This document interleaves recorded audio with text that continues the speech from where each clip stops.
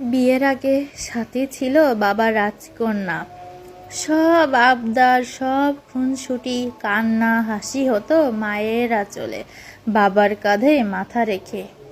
কিন্তু বিয়ের পর সে হয়ে গেল কারো স্ত্রী, আর কিছুদিন পর একজন মা। এখন ভোরবেলাও ঘুম ভাঙে সাথীর বাচ্চার ডাকে, মা মা। সে দৌড়ে যায় দুধ গরম করতে, ছেলের কাপড়, খেলার জিনিস, খাবার, সব কিছুতেই সাথীর ছোঁয়া। নিজের জন্য চুলটা ঠিক করাও যেন এখন বিলাসিতা।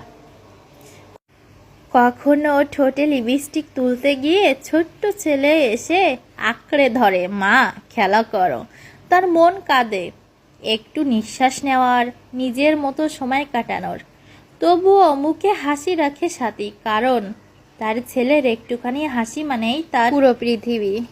সাথী বদলেছে কিন্তু ভাঙেনি, সে বুঝে গেছে মাতৃত্ব মানেই নিঃস্বার্থ ভালোবাসা, তার জীবন মানেই আত্মত্যাগে ভরা এক মিষ্টি সম্পর্ক।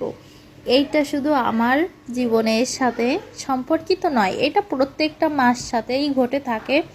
আর প্রত্যেকটা সন্তানই তার মার কাছে পুরো পৃথিবী। কি ঠিক বললাম? তো অবশ্যই কমেন্টে জানিও।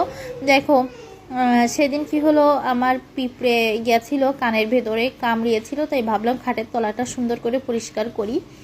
তো খুব সুন্দর করে পরিষ্কার করছিলাম, অবশ্য কিছুই পাইনি। তো আর পরেও ভালো করে ঝাড় দিয়ে ঘর একদম ক্লিন করে মুছে, দেখো ঘরটা একটু ভালো করে গুছিয়েও নিয়েছি। আর এটা আমাদের ব্যালকনির একটুখানি জায়গা যেখানে আমার ঠাকুর থাকে। তো সবাই ভালো থেকো, টাটা বাই বাই। আর অবশ্যই কমেন্টে বলো কেমন লাগলো ভিডিওটা।